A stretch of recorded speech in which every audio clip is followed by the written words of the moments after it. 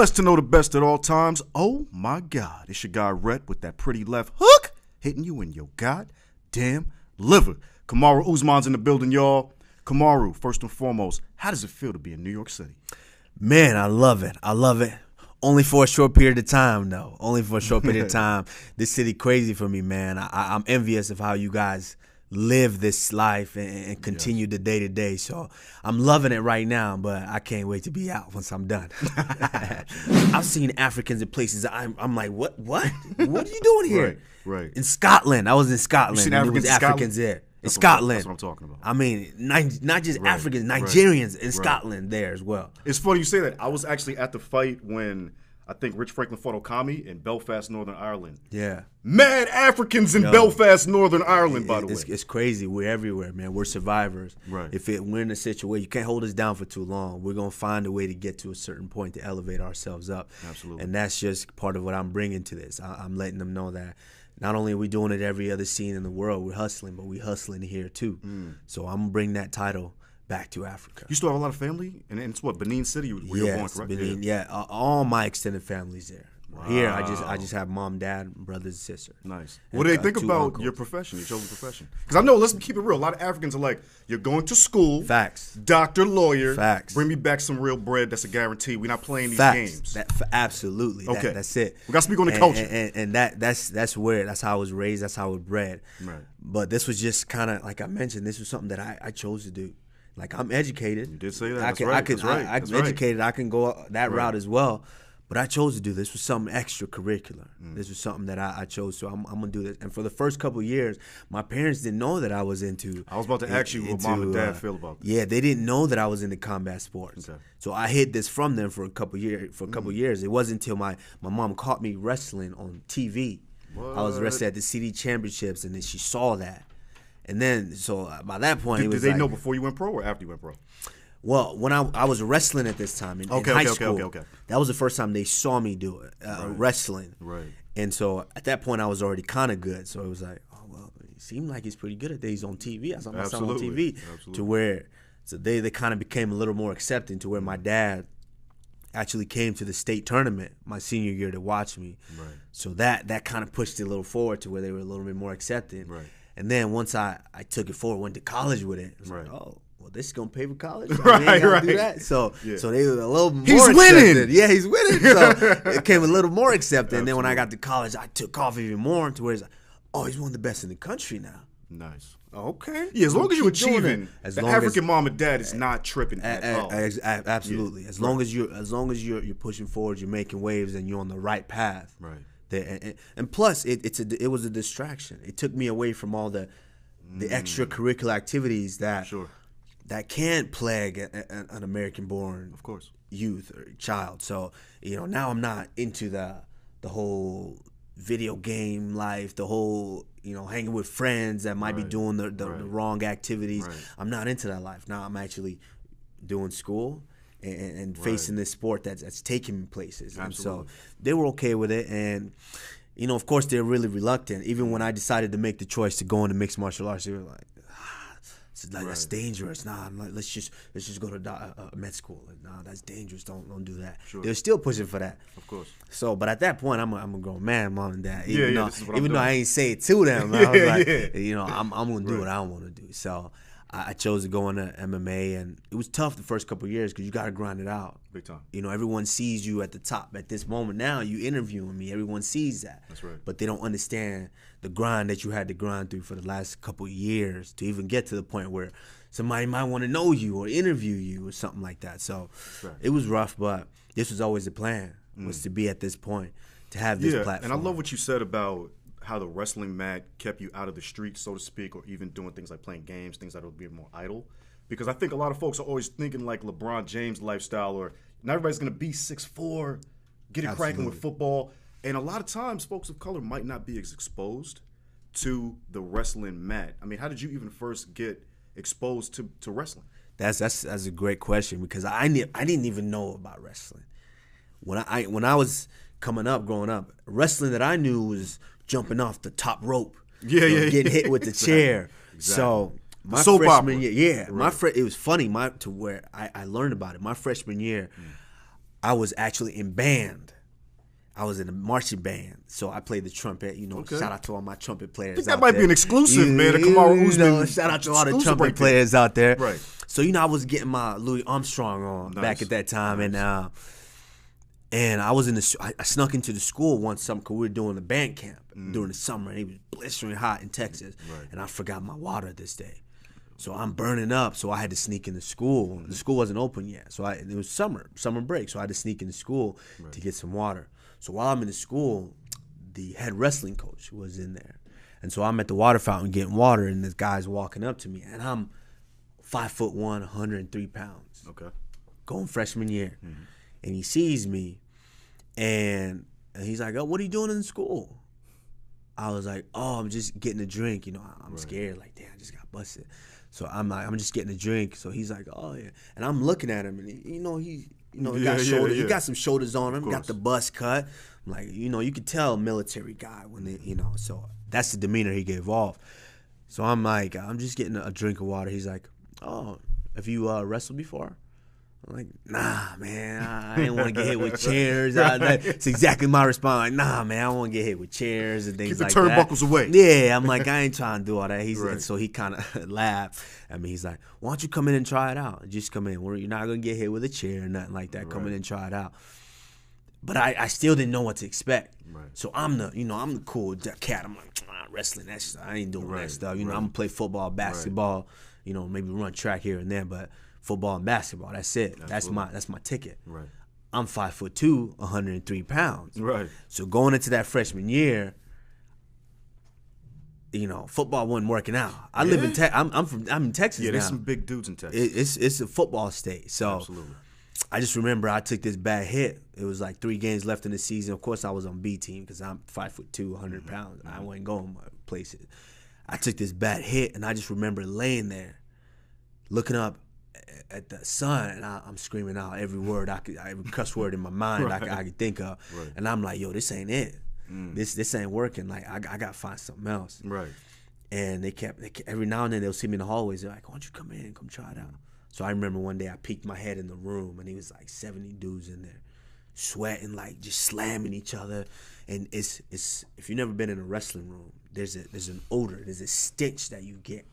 And I'm not necessarily it's a bad odor, it's a stench that just it represents so many things. It represents all that hard work that these people are doing, putting in, and the sweat and just that stench. And I was just like, "Nope, not me. Nah, I'm not. I can't get down with that." You gotta Febreze the wrestling room for Kamaru. Yo, facts. I'm like, "Nah, I can't get down with that." Right. And then they kept digging at me, poking at me. And then one day I was just like, "You know what, man? I'm already feeling like football ain't gonna be it. Okay. Cause I'm so small. I'm gonna go in and try it out." Right. So I just went in myself one day, and I remember getting beat up by this girl. This girl smashed me. I'm talking, she double-legging me, slamming me on my neck, right. Putting me in holds. Yeah. And and the thing about wrestling at that stage, and when you're a freshman, that's the age where you're hitting puberty. Absolutely. And so obviously we know girls mature faster than boys. Sure. So some of the girls are already there. They can compete at this time. Now it's almost equal. And this girl is just pummeling me, slamming me, throwing me around, putting me in holds. I knew nothing. And the thing about wrestling at that point, it's not a fight, but it is a fight. Right. Because if you don't know the techniques to defend yourself, you're in trouble. Right. And this girl was I just remember her smashing me. And at that point, I used to walk home after school. And I remember walking home every day, and I would think to myself, "I'm going to fuck that chick up tomorrow. I'm going to come back. I'm going to get her. So I would come back, and she smashed me the next day. Come back, smash me the next day. Yo, I love what you said. But my mind, the whole time, my mentality was, I'm going to fuck this chick up. The next day. I kept coming. And next thing you know, it's been a month now. And we getting into it one day. We just getting into it heavy, and I don't even remember. I was just fighting from life. I was getting it, and I threw her in this move called the headlock. Boom, and I remember hitting her down, holding her down, and I'm squeezing her, and the coaches across the room, and our coaches like to do this thing when once it's live wrestling, they just kind of sit and watch us, let us figure it out. Right. And he's watching, and I'm squeezing, and I'm looking at him like, yeah, motherfucker, look, I got her now. Yeah, this is girl he put on me. Yeah, I got her now. So I'm looking at him, and that practice, she still got the best of me that day, but I did one move. Right. You know, so I'm walking home, and I'm thinking, I'm like, yo, I learned something. Yeah. Yo, like I know a move now that works. I actually did it, and it worked. Right. So I kept coming back. I was like, I'm learning shit. I'm gonna keep coming back. I kept coming back and coming back. Next thing you know, now I knew some shit. The next year, I didn't even go out for football. And it wasn't until I had my first competition, first match, which I lost, by the way. I was hooked. Because I had never done something so tiring in my life. Right. And one of the biggest things that separated me away from the other sports was in football, we lost a game. It's like, man, if the quarterback had threw me the ball, man, we would have won. Right. If my running back hadn't fumbled, we'd have won. Right. If you had blocked that dude, we'd have won. You had all these excuses. You could blame this guy and that guy and that guy. But in wrestling, it was one-on-one. It was I didn't do my job, I didn't train hard enough, or I didn't do this, I lost the match. It was no one to blame. And there was something about that to me that stuck with me. I couldn't, there was nothing else I could do. I was in love with it. I was hooked. And once I got that first medal, it was like solidified. It was this young lady might need to be an honorary coach, man. Yo, and you know what? I didn't know. She put some inspiration on this. Yo, and this legacy. And I didn't know until after the fact. She was a 3-time state champion. That was your first time out. Yeah, wow, she was already doing her thing. She was already at that time. She was already Yeah. like a two-time state champion, almost a 3. Wow. And the coach obviously knew. I ain't know. Right. And she thrashed me, but yeah, she was the real deal. Yo, they're not playing in Texas. How they setting you up? Nah, that's how it was basically. I love it. It was like he was trying to see if let me see if he got what it takes, or he's just another bust. Absolutely. You know, but it worked out, man. And I actually just took my coaches out to dinner last month. I was back home. Nice. I took them out to dinner, just let them know that you guys lit this that's fire. Right. That's right. You guys lit this fire, and on March 2nd, it's about to come to fruition. That's big. Yeah. Talk about MMA. I mean, wrestling is wrestling, but at some point you said, you know what, I need another tool bag, and I'm gonna enter a bigger game. What led to that maturation? Facts. It was like I said, it was that burning desire, that fire that was lit all the way back in high school. Sure. In high school, the goal was to be a state champion. I did everything in my power to try to achieve that. And unfortunately, I fell a little short. I got 3rd. But it was still burning. It was like, well, what's next? Right. Oh, we'll go to college now. You want to be a national champion. To when kids are saying, man, I just want to be in varsity. I just want to be All-American. I want to be a starter. I'm thinking, no, I want to be the national champion. So I'm doing everything in my power, and I achieved that. And I remember I've talked to, I actually just talked to her not too long ago, my girlfriend at the time, my college sweetheart. I remember after I won the national title that night, we were on our hotel that the whole team was staying at, and I went to a hotel bar. I think I was 22 at the time.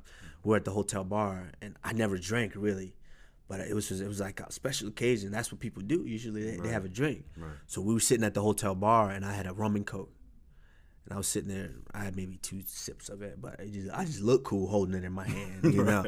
So I just remember thinking the feeling. I had this feeling in me. It was like, I worked so hard for this. I put so much into this, so much thought into this.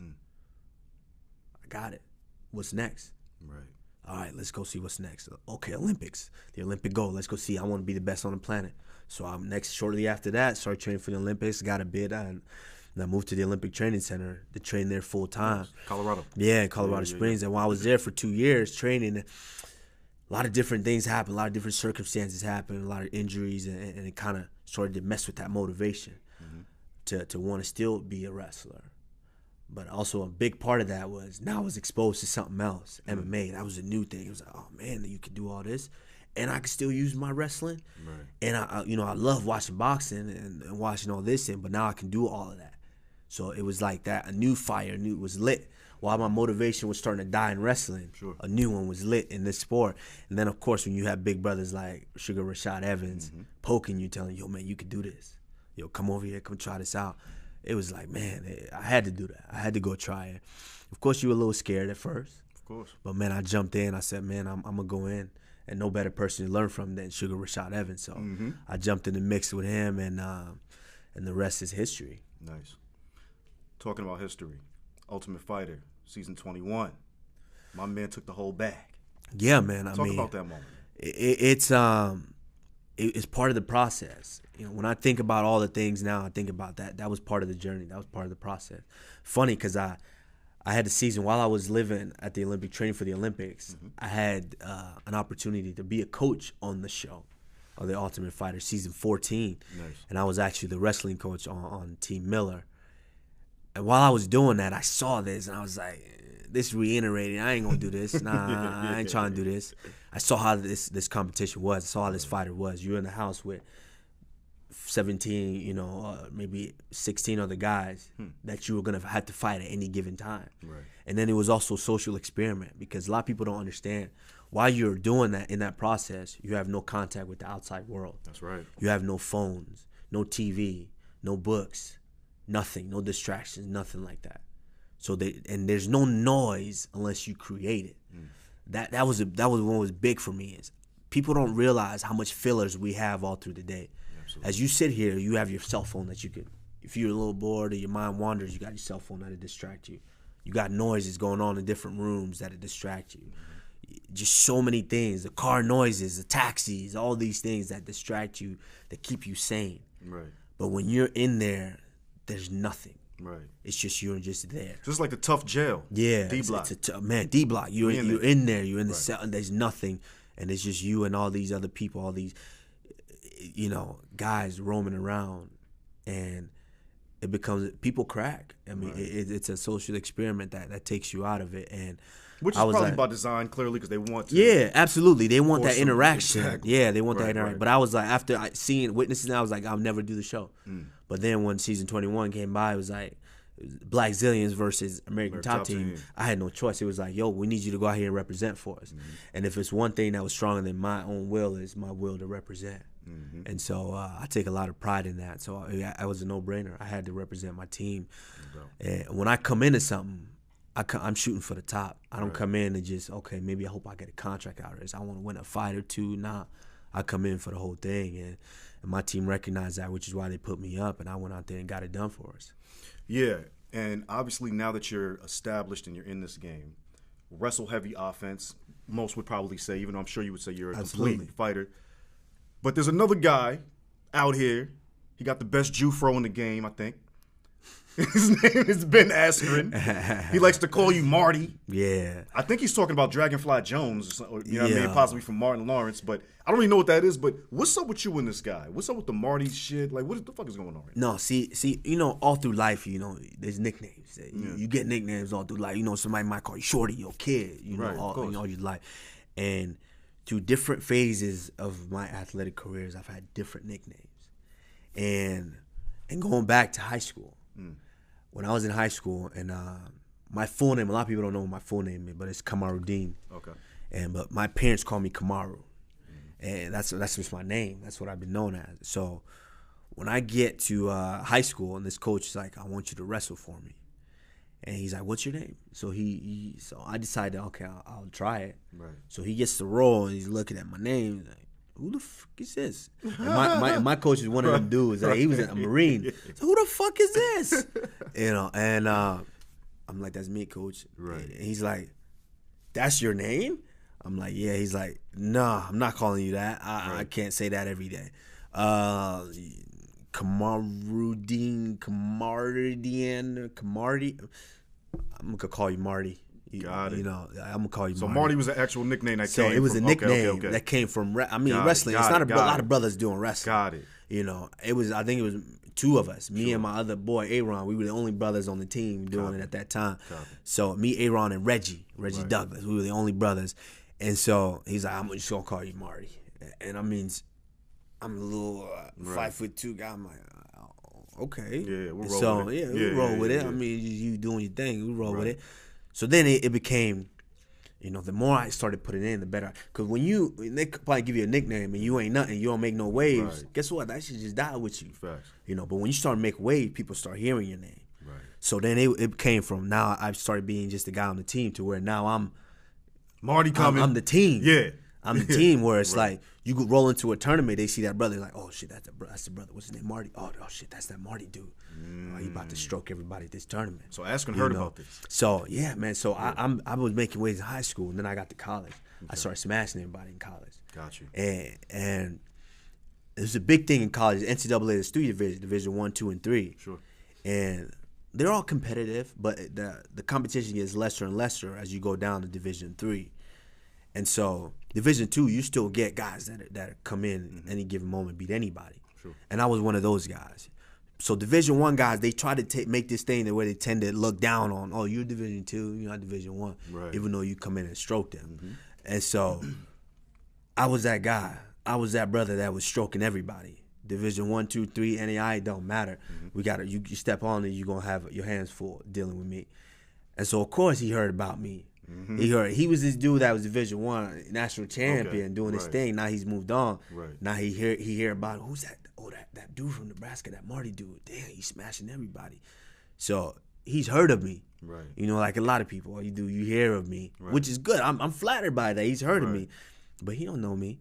So my thing too is I'm that guy. Like, don't be, because nowadays, you know, we got all these internet trolls and people who like to talk. You know, that's the fad nowadays. Shout out to Tekashi 6ix9ine. Yeah, that's the fad nowadays. People like to troll online. But I'm that type. I'm not that dude. I was never brought up like that. Yeah, so but he's definitely trolling in person.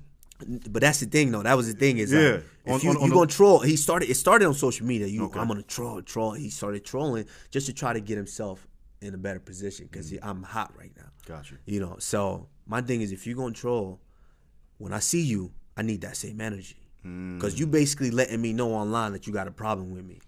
So I'm not doing it back and forth just to give you some clout. If you got a problem, when I see you in person, hey, keep that same energy. So when I see you, I'm going to run up on you. And when I seen him in person, I ran up on him. I'm like, yo, what's up? You know me?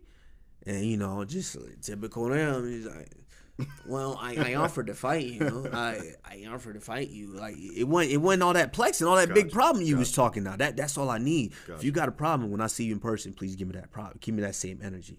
But it's not like that with them. They just looking for clout. They just trying to keep the name in the mix.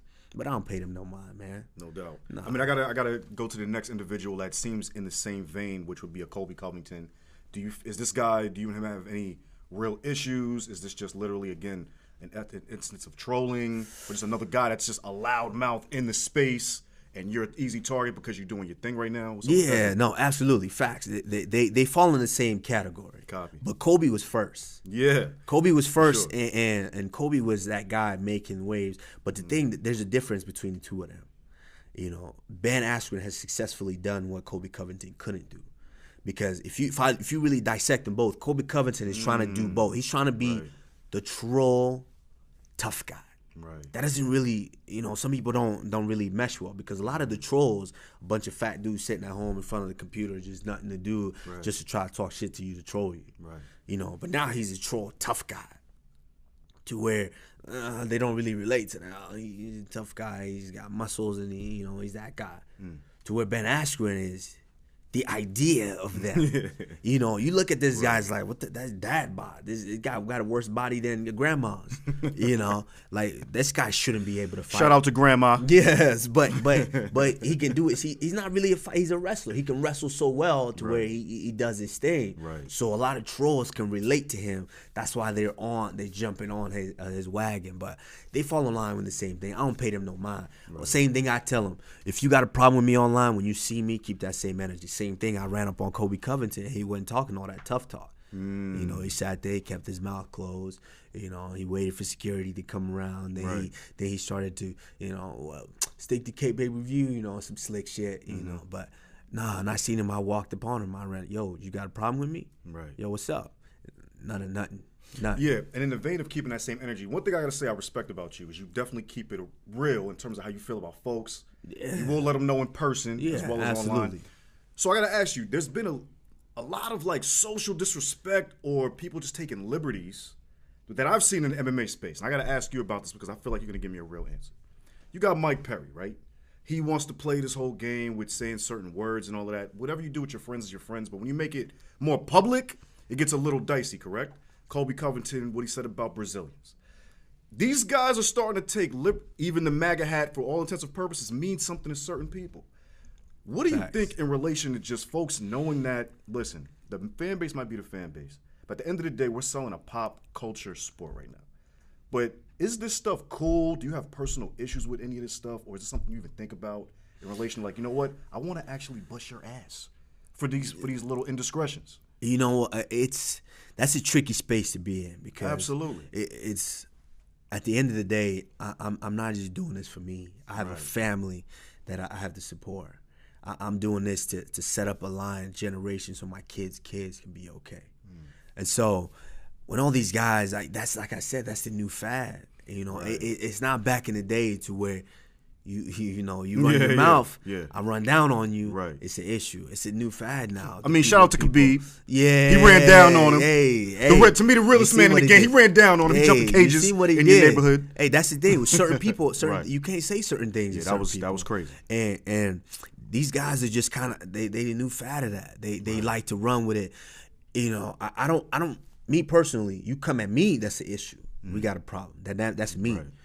You know, you can say whatever you want to say. You know, I'll have my opinion just like you have your opinion. Everybody has their opinion about it.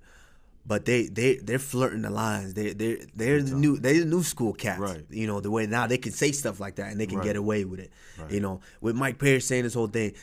And there's something. There's another level too. There's some people that just don't know no better. Right. You know, I don't think he's been one of those ones that's been educated on it to really see the history, to really know that, you know, this might be acceptable, that might not be acceptable to do. Facts. You know, so some people, when they're, what's the word, ignorant, when they don't know any better, it's not much you can really say to them. Like, you can't argue with somebody who doesn't have any clue, have no idea, because all they can comprehend is what they think they know. So yeah, big time. And also, you know, there's a lot of, like, people don't understand the difference between a poverty mentality and then just being informed in general in relation to the audience. So I'm going to keep it there with that because, you know, it is what it is with these cats. There's a bunch of Tekashi 6ix9ines out here. Y'all need some rainbow hairs. We see you. I want to talk about history. I think, if I'm not mistaken, I didn't do my research, UFC 235, African-American main event and co-main event. Seems pretty awesome. And it's in the T-Mobile Arena, goddammit. Yeah, man. It's pretty big. Yo, how do you feel about this? I think I was... It's huge. I actually looked at the flyer a couple, I think it was last week. Yeah. I looked at the flyer. I was like, it's four black dudes. It's like, powerful. I don't think I'm not sure. Man. Like I said, I'm not sure if we've ever. I think Rashad and Rampage headline, but I don't know if the co-headliner was right. It's like I don't know if that and the fight was good with just you and Tyron at first. So to add the other one, I was like, oh, this is strong. Yeah, no, but that's a testament to me also in terms of where MMA is at. Man, we're making because you waves. Look at Cormier, obviously yourself, Tyron, these dudes. You guys are really leading a new wave, and now it's showing it it's profitable as well. So how do you feel being a part of this, man? Man, I feel amazing, and not just being an African American, but being a first generation African. That's right. Here, so I just feel Chicago. You're not alone, baby. You're not alone. He out here. You know, so I just feel I got so much. I have so much pride in it because that's something in us in African Americans and in Africans is. Not you don't just win for you. Absolutely. You win, we all win. Big time. You know, it's a pride that we carry. And so I feel so blessed to be in that situation, to be the first African born champion. So man, I can't wait. What's your favorite Nigerian dish, man? Mine's is peanut butter stew. What's going on? Man, shout out to Fufu. Fufu is big for me, man. When I come home, my mom knows. You got to have the okra soup on deck. With Fufu, that's big. Of course, rice, jollof rice. Everybody knows that. That's all. You gotta sample that at some point. Absolutely. So these are where we rock, man. It doesn't matter how old I get. Right. That's always gonna be my upbringing. On some Nigerian shit, I gotta ask you a question. When you heard about this Jesse Smollett situation, and he hollered at the Nigerians to do the bullshit. Hey, where was my man Kamaru Usman at, and how was you taking this information? That's what I'm saying. Come on. Like we said earlier, we hustlers. We hustlers, man. Hey, we trying to get it any way possible. We hustlers. So you get a celebrity that run up on us and say, "Hey, man, I got a couple thousand for y'all. I got a couple bag for you. All you gotta do, do this a little bit. Not that I know the whole situation, but man, it's funny. It is, but it's crazy. We trying to survive. Yes, we trying to survive, and if you come at us like, "Hey, all you gotta do is this," you ain't gotta rob, kill, and do all this. You just gotta pretend to do this. Right. hey, man, that's a quick bag. We thinking, hey, I'm man, that's a trying to quick tell bag. you. I I'm can trying run to off tell with you. this quick little bag. Ain't Yeah. nobody know. All right, And when the that's boys it. came, they was like, yeah, he did it. They Hey, wasn't even playing. They I was ain't gonna like, mess, they- I ain't like, gonna mess look, up the bag. I I'm just not- got. yeah. Come on now. Look, 21 Savage, he almost got deported. We ain't playing these games. Yeah, man. They Shout out to Shaya bin Yamin, whatever his name is. yeah, they came at us, man. But hey, man, at the end of the day, you know, they, like I said, I don't know the situation. Oh, yeah, if it's- if he approached them like, yo, man, y'all want to do Right. this? Because I seriously doubt that they came to the celebrity and said, hey, man, Yeah. how about we rough you up for Nah, this, you know, yeah. this chain? No, if he came at him, yo, we just trying to get the bag. That's it. All right, like, okay.